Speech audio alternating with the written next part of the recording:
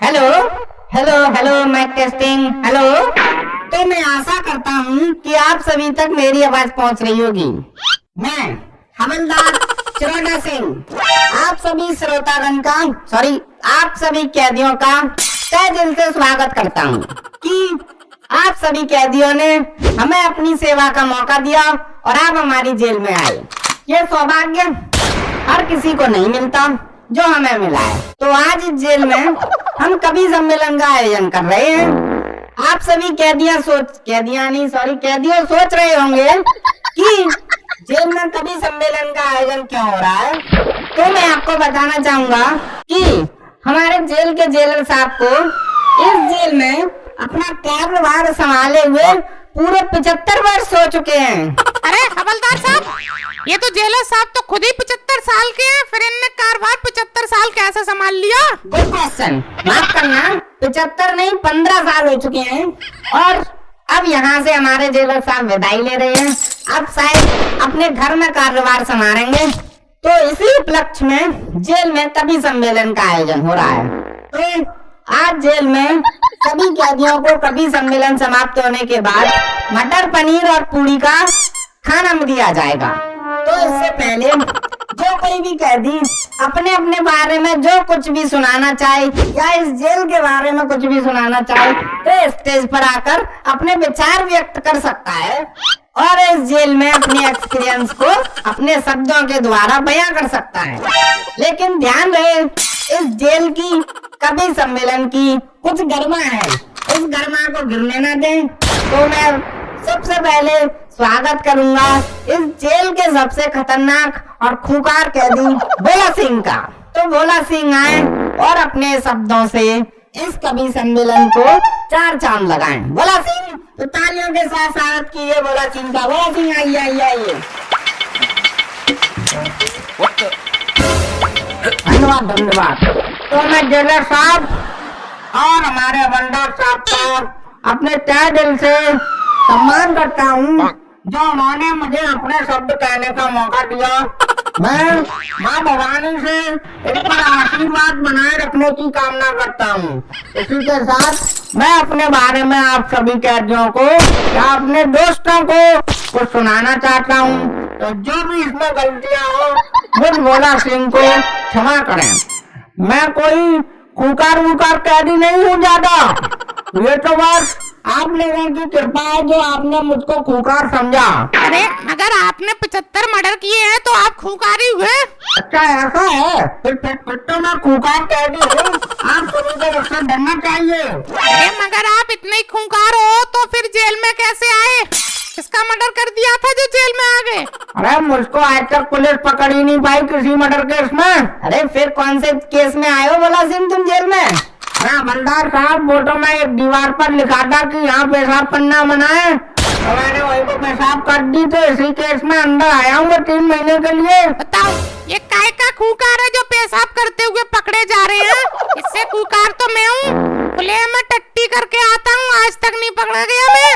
साहब मुझे लगता है मैं ज्यादा कुछ नहीं कह पाऊंगा क्योंकि इन जैसे बाहर से हमको बीच में ही टोक देते हैं। इनको 2 मिनट चुप नहीं रहा जा रहा। कवि सम्मेलन चल रहा है तो शांति से सुनिए सामने वाला क्या सुना रहा है। बीच में टोकना जरूरी है तुम सबको।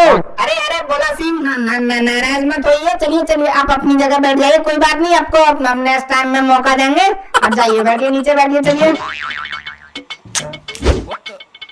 तो मैं अब अपने अगले कैदी को आमंत्रित करना चाहूंगा जो जेल में अपनी कविताएं सुनाते हैं, उनको मैं आमंत्रित करना चाहूंगा। उनका नाम है नीलू सिंह। कैदी नंबर 201 स्टेज पर आए और अपनी कविताएं लोगों को सुनाएं। आइए नीलू सिंह।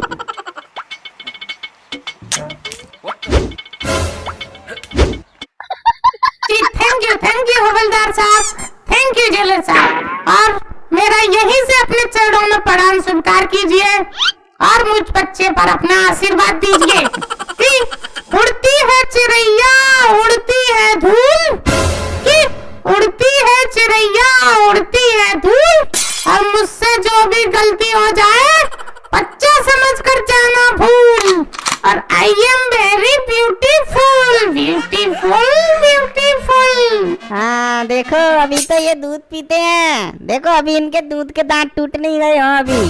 बच्चा समर का जाना भूल। क्या ये कौन सी कविता है जेलर साहब, आप ही बताइए। अरे जेलर साहब देखिए, हमको कोई बीच में ऐसे टोकेगा हम कुछ नहीं सुना पाएंगे, सब कुछ भूल जाएंगे। देखो बीच में कोई ऐसे टोका टाकी मत करो, कभी का फ्लो खराब हो जाता है, ये अच्छी बात नहीं है। शब्द कैदी ऐसा कभी नहीं कर दो, आप शब्द कैदी बनिए।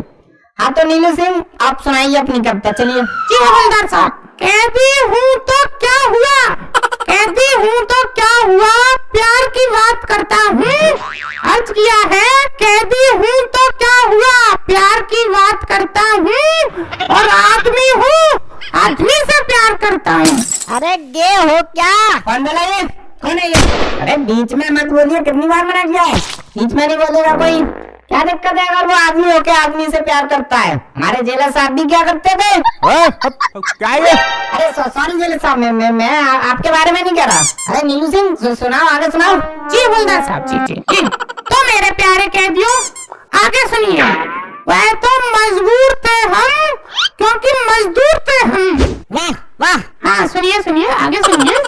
वो मजबूर थे हम, क्योंकि मजदूर थे हम। 700 रुपए मिलते थे धाड़ी पर और 800 रुपए खर्च कर देते बीवी की साड़ी पर। अरे किसकी बीवी की साड़ी पे? अरे अपनी बीवी की साड़ी पर करते थे, और क्या तुम्हारी बीवी की साड़ी पर करेंगे। वाह कितना सभ्य आदमी है, पैसे खर्च करता है वो भी अपनी बीवी की साड़ी पर। वाह ऐसे होते हैं आज के महापुरुष। थैंक यू हवलदार साहब। तो आगे सुनिए। तो इसी तरह मैं अपनी कहानी के किस्से सुना रहा हूँ और अपनी आप बीती आपको सुना रहा हूँ। बहुत बढ़िया, आगे सुनाइए नीलू सिंह। जी सर जी। तो अर्ज किया है, जब तुम सफेद साड़ी पहनकर लाल बिंदी लगाती हो और जेल में जब तारीख पर मिलने आती हो, वो घायलों को लेकर जाती है, तुम घायल करके जाती हो। क्यों तुम हम पर ये जुल्म उठाती हो, क्यों हमको अपने गले नहीं लगाती हो। अरे नीलू सिंह गले कैसे लगाएगी, ये जेल है, तुम्हारा कपल पार्क थोड़ा ही है। जाओ चलो बैठो, गले नहीं लगाएगी। तो और कोई कैदी कुछ सुनाना चाहता है? अरे सर मैं सुनाऊंगा। अच्छा तो हमारे कैदी नंबर 300 प्रेमी चंद आएंगे, तो अपनी प्रेम की कहानी सुनाएंगे। प्रेमी चंद आइए। शुक्रिया हवलदार साहब, बहुत शुक्रिया जो आपने हमें यहाँ बोलने का मौका दिया। तो दोस्तों प्रेम करना पर प्रेम के नशे में बेकाबू ना बनना। तो और किया है प्रेम करना, प्रेम के नशे में बेकाबू ना बनना। बाबा बन जाना पर किसी का बाबू मत बनना, बाबू मत बनना। वाह क्या बात कही है प्रेमी चंद ने, बाबा बनना पर बाबू मत बनना। वाह आगे सुनाइए प्रेमी चंद। जी सर जी। हवा चलती है तो पत्ते टूट जाते हैं, हवा चलती है तो पत्ते टूट जाते हैं। नया बाबू मिलते ही पुराने बाबू छूट जाते हैं। वाह। अरे पूरी और पनीर बन गई है, जल्दी आ जाओ। अरे पूरी बनी बन गई। अरे चलो जल्दी खत्म हो जाएगी।